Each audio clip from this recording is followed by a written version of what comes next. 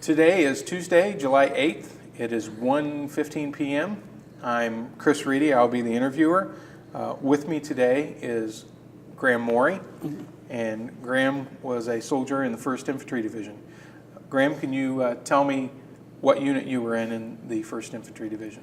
First admin, I guess. I don't know the exact name of the unit. Okay. And when did you serve in the Big Red One?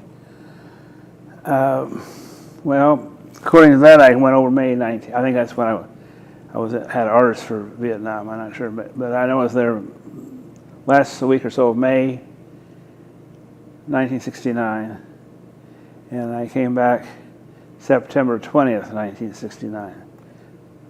That was because of compassionate reassignment. Okay. So you served during the Vietnam era. Right. Okay. Kind of, if you wouldn't mind, we'll back up just a little bit. Can you describe yourself as a teenager in the 1960s? Well, nothing unusual. I went to high school, went to public high school, graduated from Central High School in Evansville, Indiana, June of 1963. Did you go on to college? Yeah, I went out to Evansville College, which then later became the University of Evansville, in February of 1967, and I graduated from there in June of 67. So, with most of the time I was at Evansville College, so I was there, in fact it's my freshman, let's see. The Evansville College was on the quarter system at the time, not semesters. So our first quarter ended on November 22nd, 1963. Now, I suppose you know what happened November 22nd, 1963. The Kennedy assassination. Right. So that was a terrible weekend to have to study for finals. Like, you can't, But, so that's the time period, I lived through the twist and hootenanny, and then it moves into the rock and roll, and the later rock and roll. So I don't remember anything exciting in my teen years, really. I'm an only child. Would you describe yourself as patriotic? Yeah, I think so. I never really gave it that much thought one way or the other. I was hoping that I wouldn't have to go service. My father died in July of 64. I wasn't quite 19, shortly before I started college. No, I finished my freshman year, that's right. I finished my freshman year. So, but before I was 19. So anyway, I was hoping when I got out of college I could get it. I had a deferment as a student. I was hoping I'd get a deferment because I was my mother's only support. Well, the draft board in Evansville did not consider an only child the same thing as a sole surviving son. The fact that I had no siblings was beyond my control. But anyway. So you were drafted? I was drafted, and I went in. I went in May 7th, 1968, which was the presidential primary that year in Indiana. And at that time, Robert Kennedy was running for president. So this is basically a month before he's assassinated.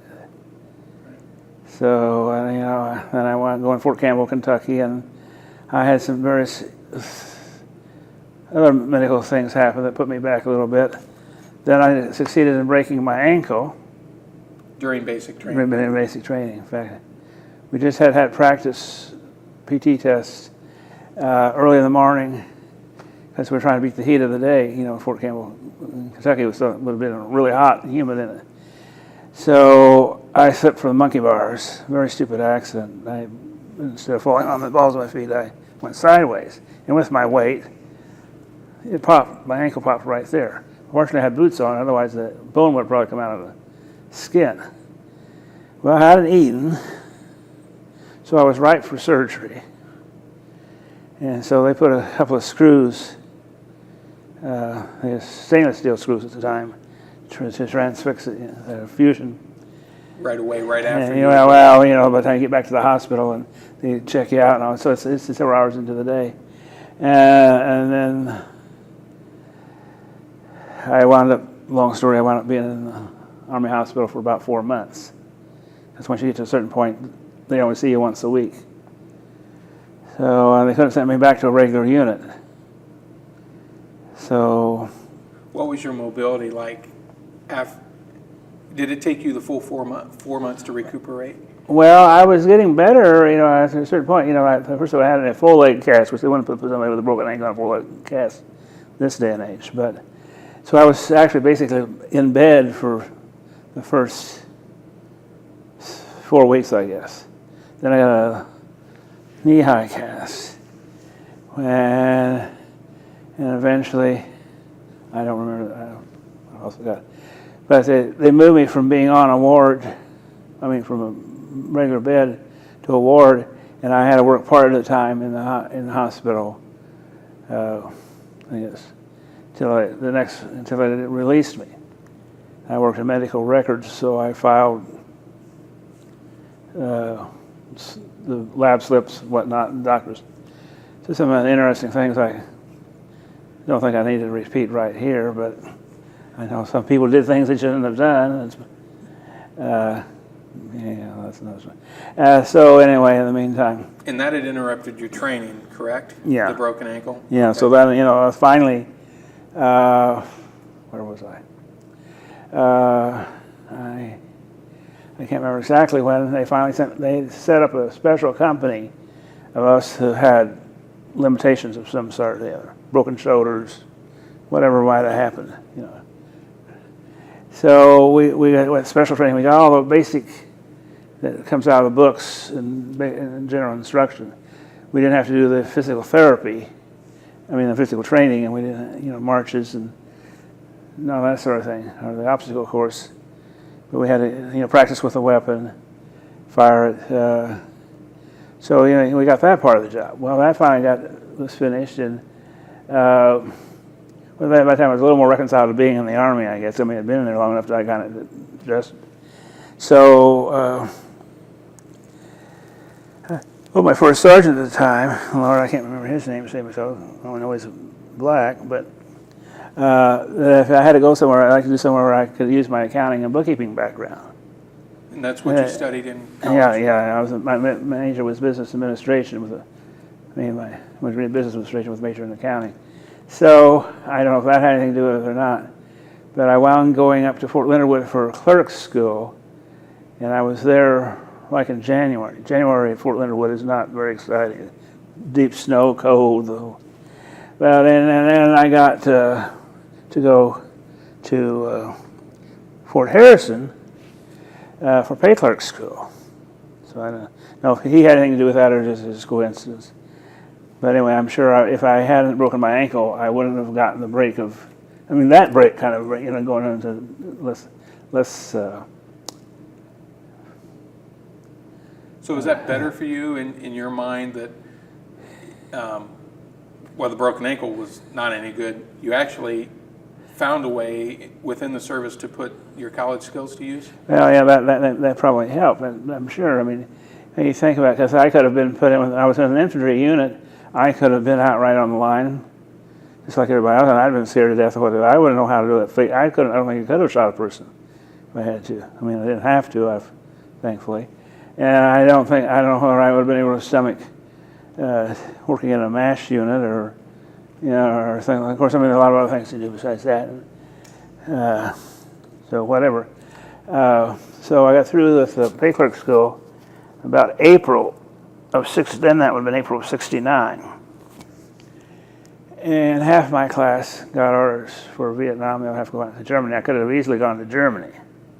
I don't know what that might have been better in a way. What were your feelings at the time, though? Well, I just wanted to get through more than anything. I didn't like that, either way I was going to be far away from home.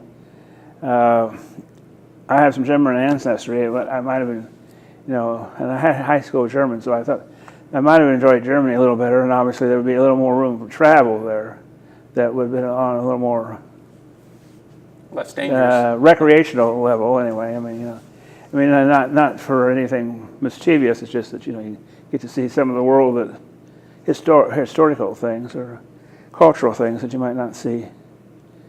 And of course, in Vietnam, there wasn't the only travel was the travel they sent you to the helicopter. I mean, there's some beautiful places in Vietnam, really. If you didn't have to deal with the barbed wire and all the military. You found the country beautiful? Well, in a certain way. I mean, we went to Lai Kay one time. There's a beautiful house there. I mean, it had been converted into offices. If you look outside and you have barbed wire all around it's just like surreal, So when did you, when you flew into Vietnam, or you were posted to Vietnam, were you already assigned to the Big Red One? Yeah, because let's see. From when I got my orders, I flew into O'Hare and then flew. It wasn't Fort Leonard Wood, I didn't think. Fort Riley, Kansas, and that's the Big Red One. I'm pretty sure. Then we were there 2 or 3 days getting processed. I don't know what all we were. And then we eventually, from there we flew to Anchorage, Alaska. At least we flew to Alaska. I'm pretty sure it was Anchorage. Then on over to Okinawa or Guam one, I can't really remember.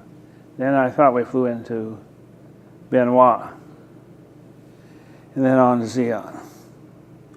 And on my first full Sunday in Vietnam, I had KP.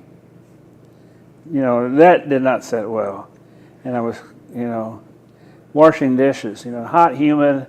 I'm in a completely strange world. I don't know anybody. It's typical what soldiers got to do. I'm just a enlisted man. I'm not an officer or anything like that. So as the new guy, you got KP. Yeah, and that's the thing. Every guy's got to go through that. I mean, so it's not like, but at the time, for your first Sunday in Vietnam, or first Sunday something like it.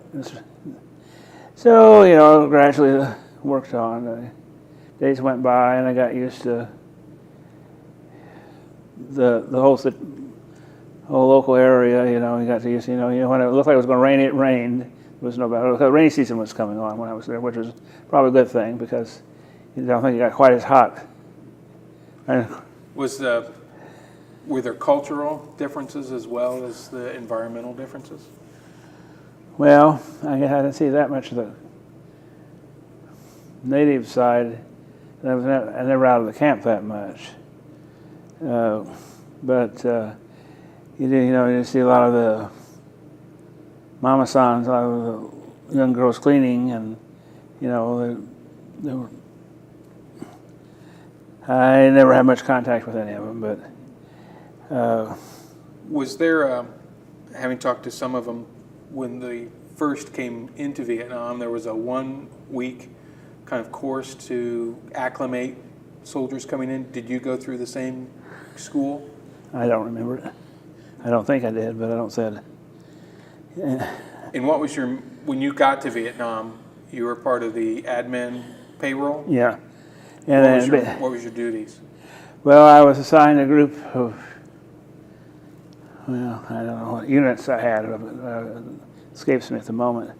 But I know they were near the Cambodian border. I can only, whatever location we had near the Cambodian border.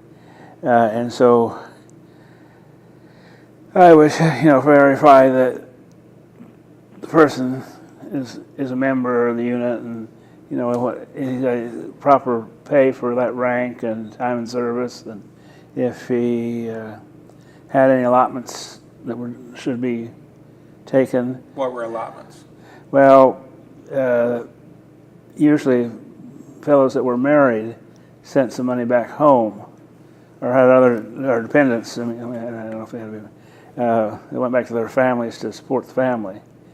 And then there were occasions of some of them had been in trouble while they were on stateside and got Article 15s, or I don't know about court martials, but anyway, there were judgments against their pay, that you had to make sure to withhold those so that they went to the proper. And I just whatever needed to be done at the time. And then we worked 7 days a week. There was no real day off. We had guard duty every so often, and sometimes with guard duty you got a half a day off the day after to make up for having to be up because you would have been up at the office, so to speak, for a day, gone to guard duty, and then you'd been up all night. With that, you wouldn't be able to function too well the next day anyway. And one of the things I remember, one of my guard duties fell on my birthday, which was my 24th birthday. And you're not going to forget where you are on your 24th birthday very well, especially. And as it was, for some reason, in addition to getting my day off for guard duty, I got a half a day off for my birthday. So actually I had a whole day off. I think it was the only day off I really had the whole time I was there. The article that I read about the payroll group, which was your unit at that time, mentioned working 7 days a week, 14 hours a day. Is that accurate?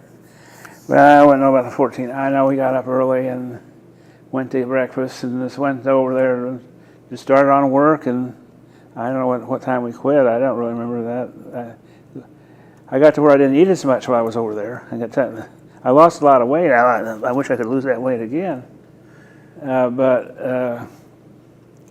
Anyway. What was the base camp like? You had mentioned the barbed wire earlier. Did you consider it dangerous? Well, the barbed wire wasn't so close by where we really were, as far as our hooches and all. But where I was thinking about the barbed wire was when we went to Light K, which is I think the headquarters for the First Infantry. Zion wasn't the headquarters. I don't know. That one house there was just sitting right in the middle of. It's beautiful. It's for military all around it, barbed wire around it. But where we were, there wasn't any barbed wire. It just. But I don't suppose I walked more than 4 or 5 blocks in any one direction. Where I lived, basically. I don't. The mess hall was over this way. Work was over here. You could see at least I could see my hooch from where I was working. It's across the street, basically. So your world. It's relatively small. Yeah. All of it. I knew I wasn't home. I wasn't in the United States. But really, I didn't even know and sometimes I was really in a war, other than the fact I was in the Army and I was in a foreign country. And I wrote a lot of letters and stuff, so I kept up with some of the things that happened. And I did call my mother on my birthday. I think I called her one other time while I was over there. Can you talk to us about Colonel Cavalieri, the officer in charge of the payroll? Yeah, he was our. I don't know, whatever the commander, whatever, but I don't remember that much about it. It's pleasant as far as I know. It's friendly. I don't remember having anything to do with him. Is there? That made me think of something else. Is that Sergeant Cheatham? Was he a first sergeant, or do you know? I don't remember. I think he was the first sergeant. But anyway, I know that had nothing to do with Colonel. That didn't answer your question. I just seemed pleasant, get along. One thing I remember, we were counting money. We changed money several times. We went from one kind of MPC to another kind of MPC to stem the black market. And, for various reasons. Other things besides, drugs and whatever else. So changing the money over would render all of the old money useless. Right. And sometimes some of that old money would have fallen into both friendly hands as well as less than friendly hands. And sometimes that's where the friendlies would get unhappy, because all of a sudden they had nothing. And was there any way of them exchanging that? Well, they couldn't exchange because they weren't supposed to have it. But see, what happened is then the officers in the various units, the lieutenants, whatever happened, would come in from the field with their personnel's money, and everything was in paper, nickels, dimes, quarter, the whole bit, not just dollar bills, and it'd be stuck everywhere, in places I don't know why. I really want to know where it was stuck, but anyway, we had to spend like 3 days in a row, I think, all through the night and everything, just counting that money, then giving the officers a corresponding amount in the new currency. And I remember one time, I remember, getting back, Colonel Cavalieri had brought me some money. Well, I don't know if that was necessarily that time or not, but and I started to count it, and somebody told me, well, you don't have to count the colonel's money. And the colonel said, you damn well better count my money. So, I mean, he was glad that I took the time or showed that I think I should count it, just take it for granted. Yeah. So. What did you do with the old script? Did you burn it? To be honest, I don't know what they did do. I never saw it again. I mean, it might have been as I remember the money we did away at that time had pictures of statuesque classical women. I mean, they weren't particularly. I mean, they were clothed, but I mean, were very low cut. But I mean, it still wasn't anything exotic or erotic, But so. You had mentioned or made reference to some illicit or unsavory activities that were going on. Were these in your camp or outside your camp? Well, I think for the most part it must have been outside the camp. And I mean, these people would go to Saigon. I think it was like 12 miles from us, or some other place, and they're out away from home, so to speak. And of course, they're definitely 12,000 miles away from their own home, and almost 19 to 20 some years old. The testosterone is running high. I almost scared this young lady, but it was a pretty common thing for them to seek feminine affection of some sort, and he would use the money they had to purchase that affection. Is that where some of the conflict came in? Well, I would imagine that's what some people were happy. And maybe they got drugs. I mean, I don't know where they all.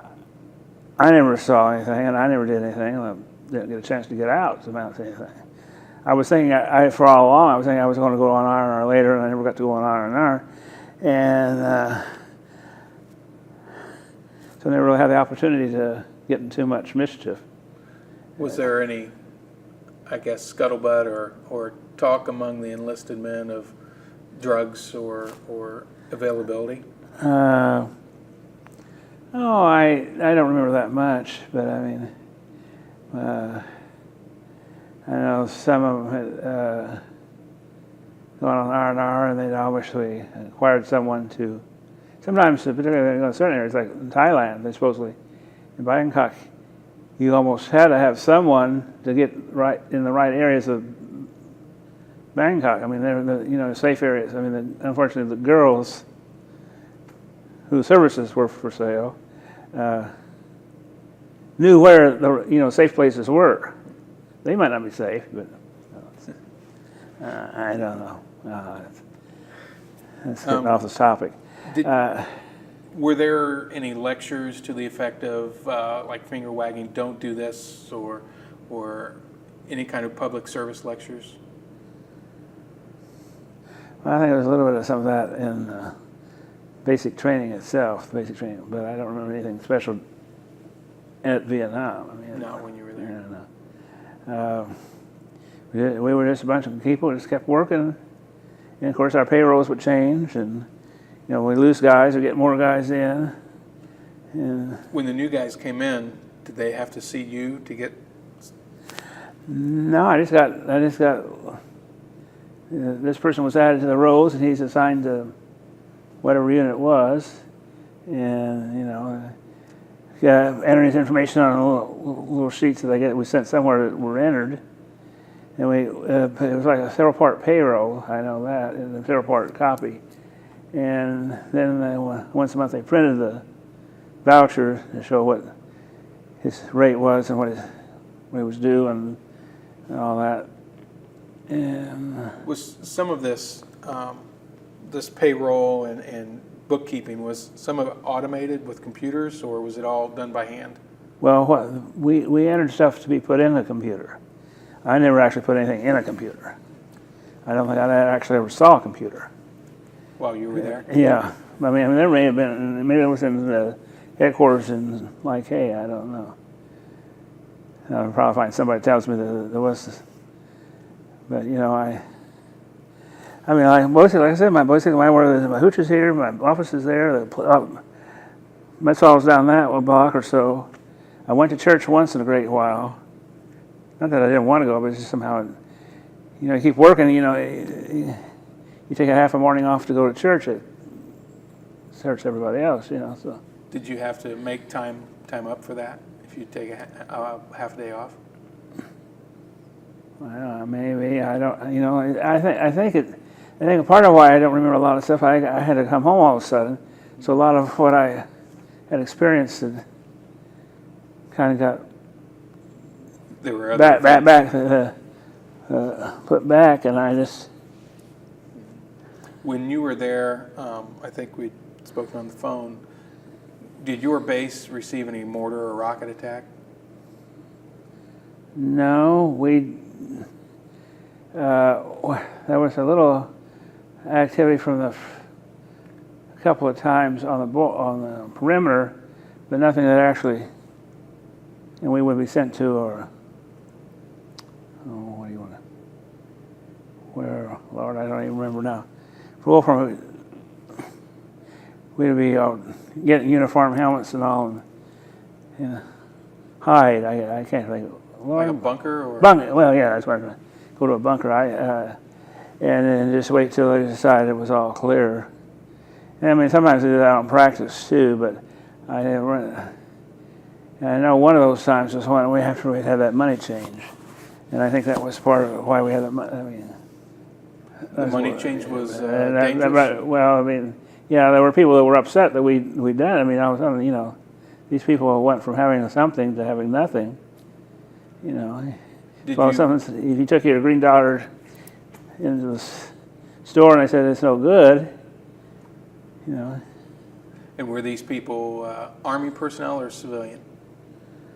Vietnamese? Well, I would imagine most of them were civilian, but I So you were asked to go to a weapons practice. Did you go to the firing range then? Yeah, when I was in basic, I only did guard duty a couple of 3 times in Vietnam. And for some reason, I went lucky in that regard. But around that money change, did you practice your weapons, or? No, we just had to go to the bunkers, you know, a couple of times. Okay. I think I was supposed to have something, the radio, but I don't remember. I don't even remember doing that well. But and you described your time in Vietnam as my vacation, my summer vacation. Yeah, I mean, basically, I left in May and came back in September. So, you know, of course, that was because of my mother's illness. But can you describe that and your feelings at the time? When I had to come back. Well, you know, it came. You know, obviously, it happened relatively suddenly. I'd been to lunch a Saturday afternoon, and it was the 20th of September because it was a week after my birthday. My birthday was the 13th, so that's how. And it was another Saturday. So they said, "Oh, you have to go to the first sergeant's office." Oh God, what in the did I do now? I mean, I didn't remember I'd done anything. You know, But, you know, well, you got to report to the first sergeant, so get over there. He said, "Oh, we just got word from Dr. Zimmerman, blah, blah, blah, blah, in Red Cross in Evansville that your mother's seriously ill and you need to come home." So we got ours. I had to go somewhere and exchange my military currency for regular American money. And then I went somewhere else, I think, Benoit, where I flew out of there, and I think we went to Okinawa, I won't swear. And then we went to Honolulu at about 5 o'clock in the morning. Absolutely nothing happening at the airport at 5 o'clock in the morning. Didn't even have the people there to check our shot cards. We were supposed to have that. And then flew on to Oakland to get stateside uniforms. Of course, I was hoping, I called my aunt, who was my mother's younger sister. She lived in Indianapolis, my mother was in Evansville.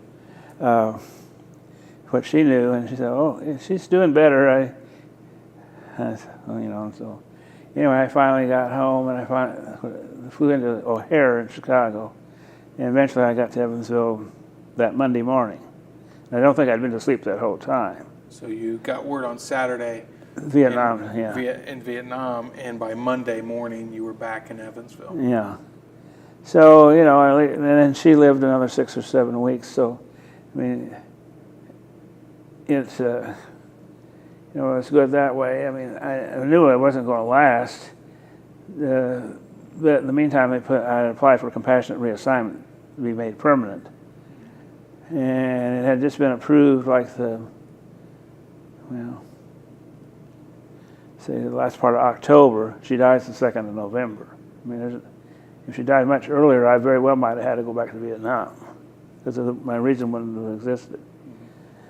I don't know. So then at that point, it was about 6 months from being done with my time in the Army anyway. So they might have just let me stay stateside. So what happened eventually? Well, as far as what I did the rest of the time, well, of course, they reassigned me to Fort Harrison, and they assigned me to the Defense Information School there. They had a bookstore, and I wound up being a bookkeeper at the bookstore. But, so I got to use my, they needed somebody to take care of the fellow that was also Army, was getting out, so they sold some odds and ends of things there besides school supplies and books, but a lot of the officers that were being trained there would get their stuff. So, it was an interesting experience, and it was not being in the Army, it was one of the best experiences in the sense that we worked 8 to 5, Monday through Friday, and so that's the only time I had to be sure where I was. Stateside. And then, we also had CQ charge of quarters. So one night during the week and one night on a weekend, in the course of time, you had to stay up all night in case mind the company office, so, something would happen. People get a call or whatever would happen. So fortunately, nothing ever did. But I mean, but you just got to live through that night, or once on a weekend, and then being at work from 8 to 5 Monday through Friday, and here I am, 24 and single. So if I wanted to go out some night or that was a fine old time. Just to make sure I got myself home. And this was Fort Ben Harrison? In Fort Harrison. And back then, east side, there's joints of various,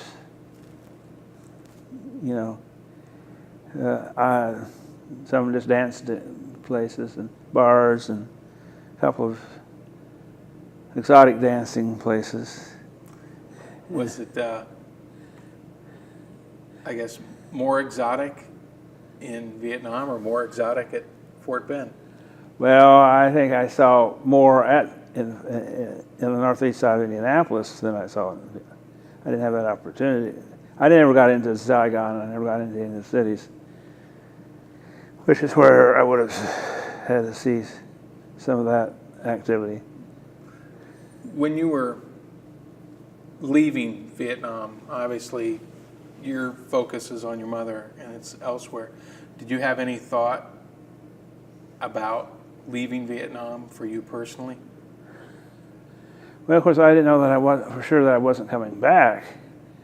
And I mean, didn't really get to say goodbye to a lot of those guys.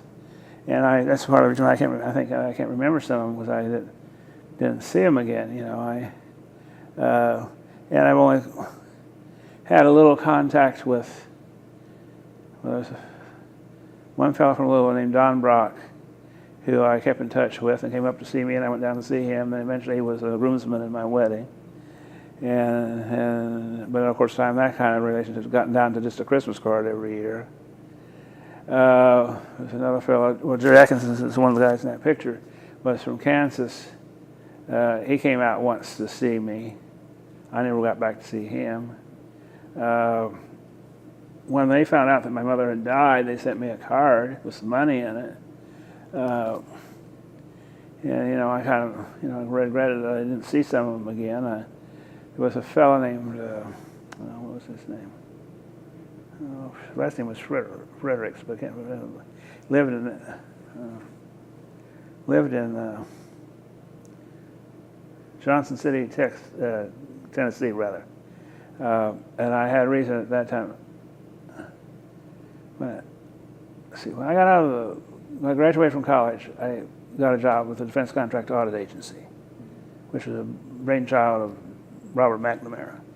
But anyway, and I came back to that job when I got out of the Army for a while, and they sent me to a school in Memphis.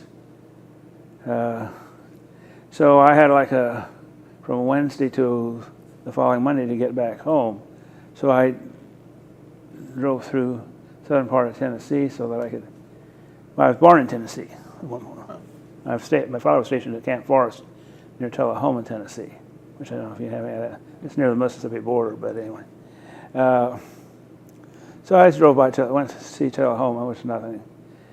And then went to Johnson City to see this guy, and we had a nice visit. We'd exchanged Christmas cards for a couple, 3 years, and that died down. I don't know if. And there's people, I just never heard from again. I would have kind of like.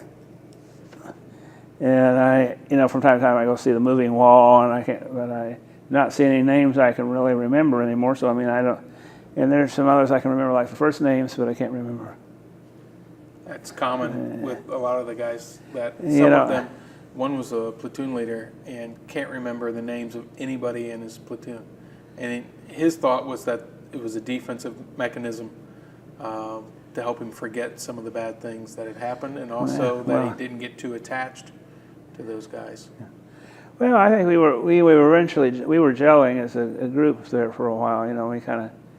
We had a good time. So, and sometimes on a Saturday night, we might be in the office and we might be having a few beers. You got how much else you can do. Can't go anywhere. But you did have to go the payroll teams that I think Colonel Cavallari sent out. Yeah, I went on a couple of them anyway.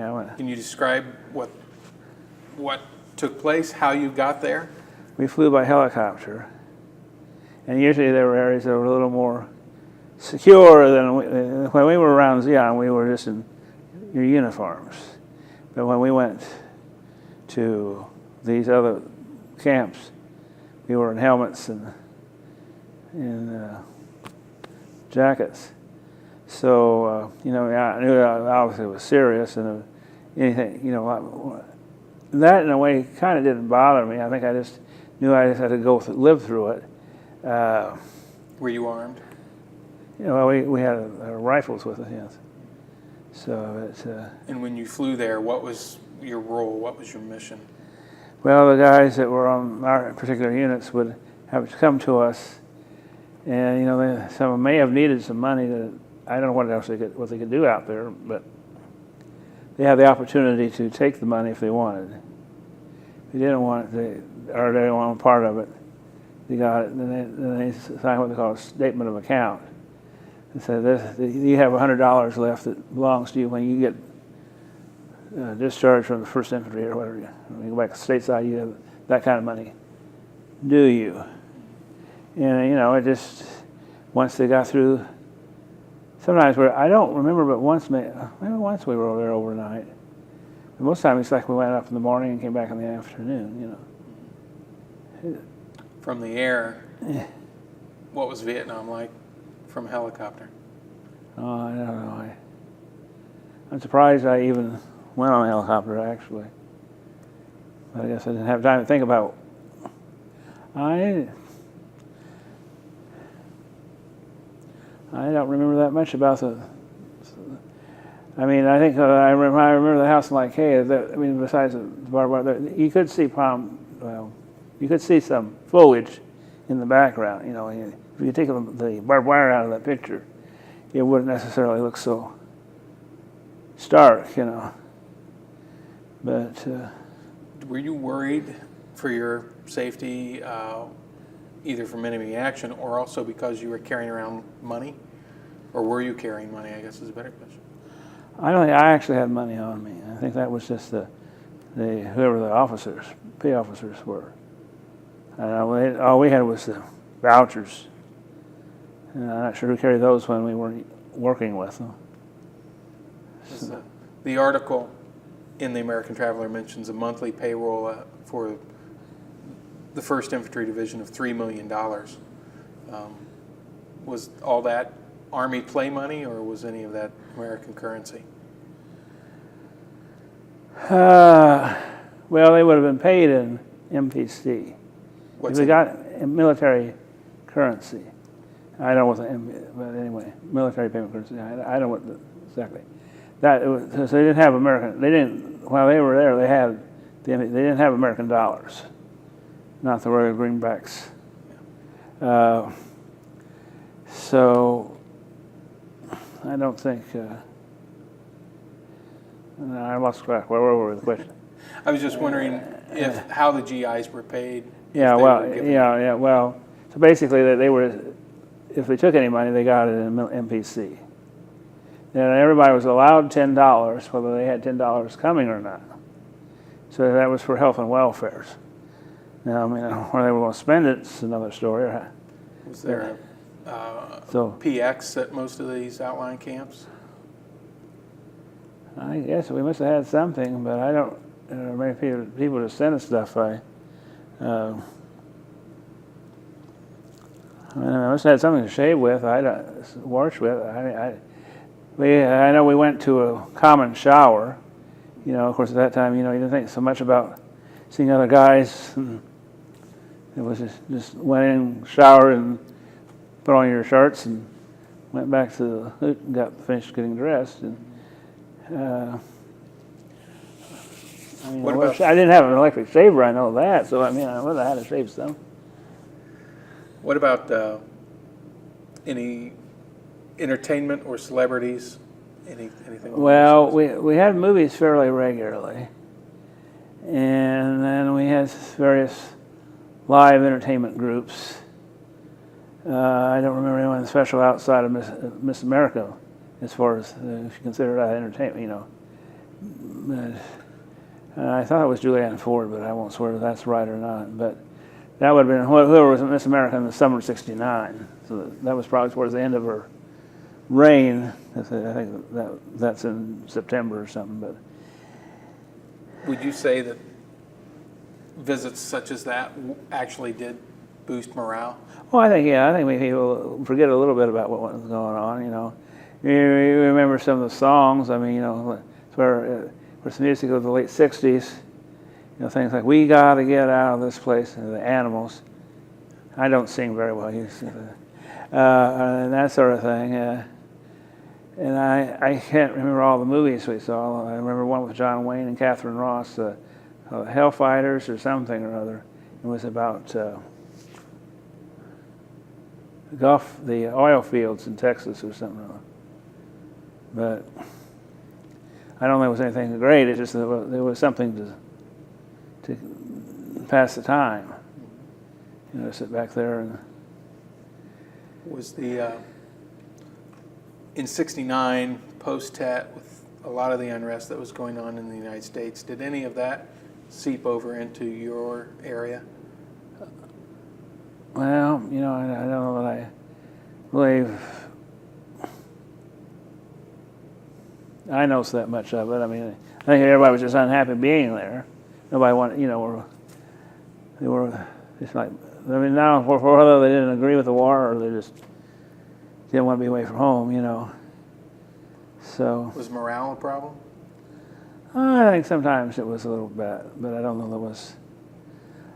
I mean, I think a group of us pretty well got along, ran around together. I mean, we just got to get through another day, get through another week, I know some guys would be a little disappointed. I remember one fellow that had been looking forward to going to Hawaii to meet. Sometimes, some of the guys that were married particularly would go to Hawaii. That way their families could at least fly to Honolulu and get to see them. Well, I remember one where the wife decided, well, we could save the money and have more for when you come home. Well, that wasn't the right thing to tell him. He needed to see home, at least see his wife or his family for a few. And, I mean, he didn't kill him. I'm sure he did things he might not have done otherwise. Was he self-destructive then? No, but I'm sure he indulged in things he might not have done outside. So. Among you, you'd mentioned you'd kind of relied on each other to get from one day to the next. Yeah. What was the camaraderie like, and how big was your circle of friends?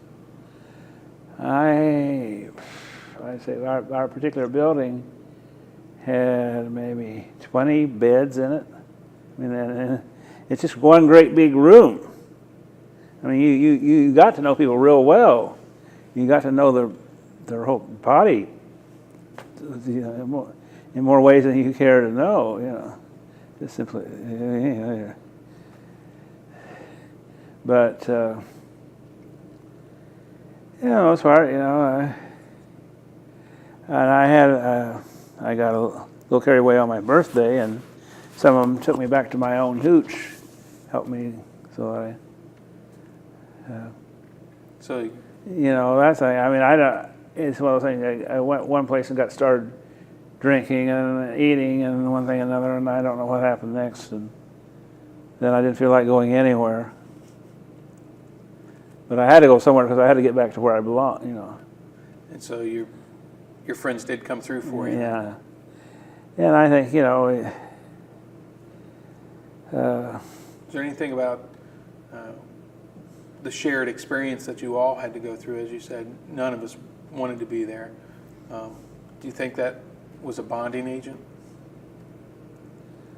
I think it probably brought us together in a lot of ways. I think, but I guess why I'm so kind of disoriented in a way is because all of a sudden, it's not like I went through my 10 or 11 months or whatever it would have been.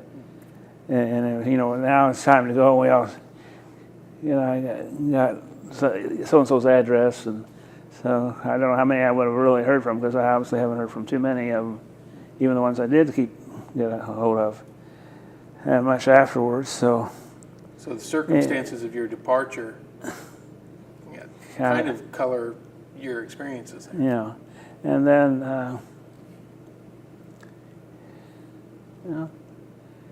and of course, then I never saw some people that I knew when I was at Fort Harrison either time.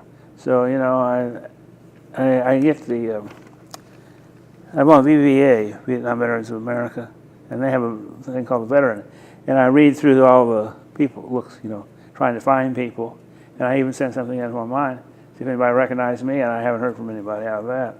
So I think, of course, people may not remember my nickname or whatever. My nickname was Flash, which the reason for that is because I was kind of slow on the draw sometimes as far as getting, but. After you got back and you finished your service,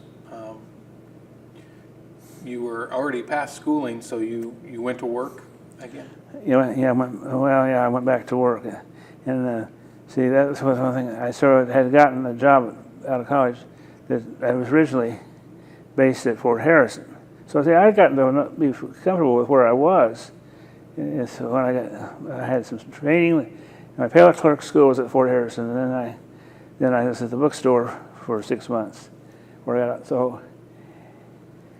then that job that was at Fort Harrison, I I was assigned to an office in Richmond, Indiana for Avco Precision Products. Avco was a conglomerate and it had several different companies.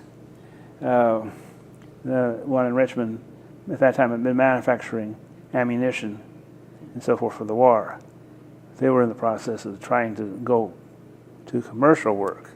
They never succeeded, but because they got too well on government plus, cost plus contracts.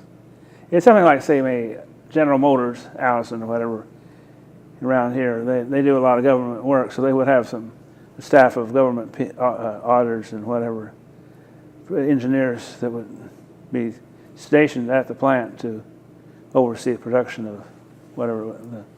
In that capacity, then, did your military background help? Not necessarily. I mean, it's just that's all I. No.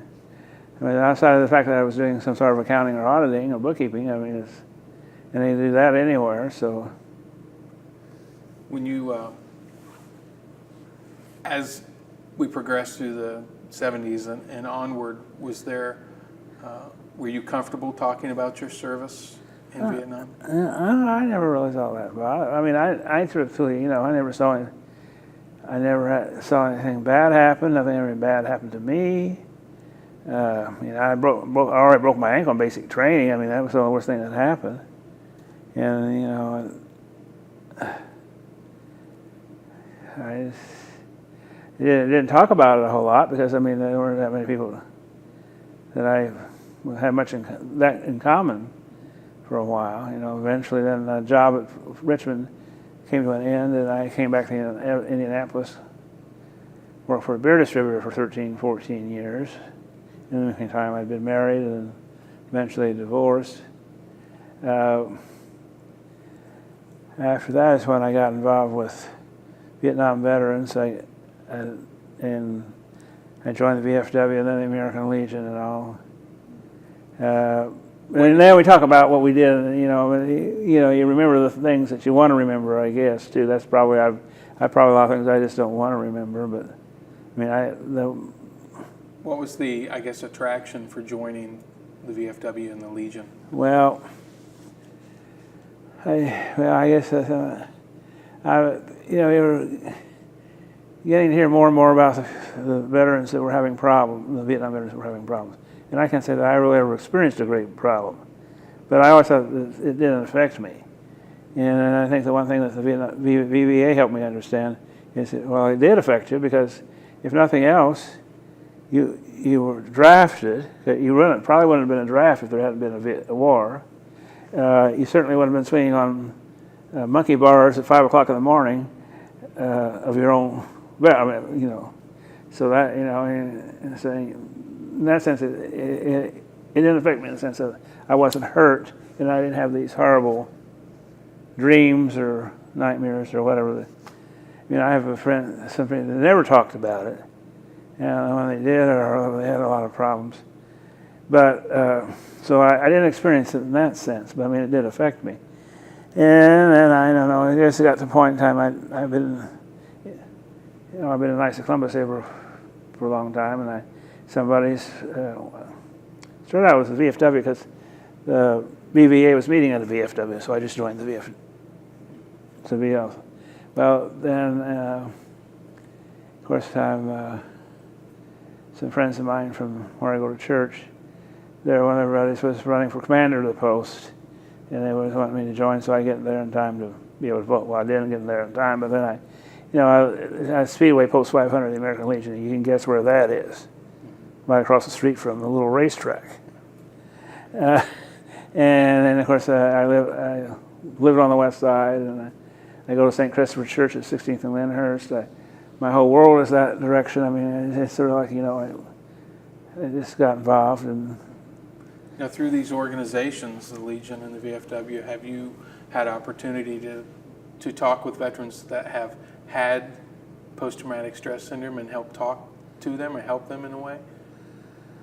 Well, I don't want to talk to that many veterans. I talk as far as helping them anyway. I don't know that I did any. I visit patients at the VA hospital every once in a while through my nights at Columbus. But they're sick medically anyway. Some of them have more problems than just their medical. But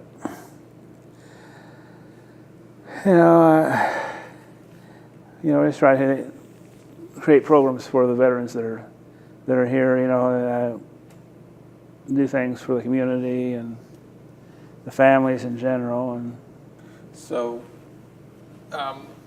this community service that you perform, is that, I guess, an extension of citizenship? Do you think any of that ties back to your service in the Army?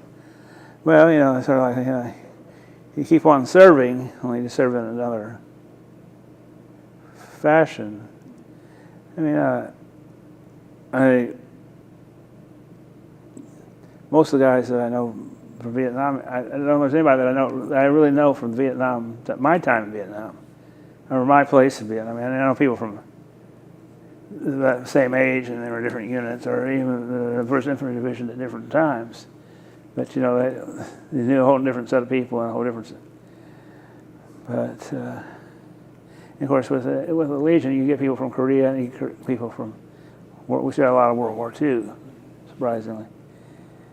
So here's some of the things they went through, and I guess you realize how much of it's all the same, whatever the era. Yeah. I guess the experience of the soldier is somewhat universal. Yeah.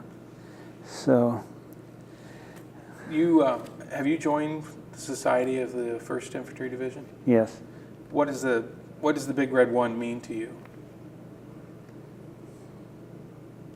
I know it sort of identifies what I did and where I was in Vietnam. I mean, I haven't. I used to go to they used to have reunions. Well, I suppose they still have the reunions in Kokomo, but I don't get to go very often anymore because it seems like it falls on a time when I've got other things going. And I think I've gotten tired of going to some of those reunions in the sense that they used to do similar things here at the county fairgrounds, and you get past a certain point of you need some of this memorabilia anymore. You moved on with your life. You're into a different phase. So I don't. So that you only so many T-shirts you can buy. Only so many things that bumper stickers and whatever else. Things that are pro-Vietnam or anti-Jane Fonda, or I just don't. That emotion is past then? Yeah, it's a certain point. You worry more about how they're doing now. The problems they're having now. Because I'm 62. I'll be 63 in September. So this is a world that was 40 years ago, or 39 to be exact. But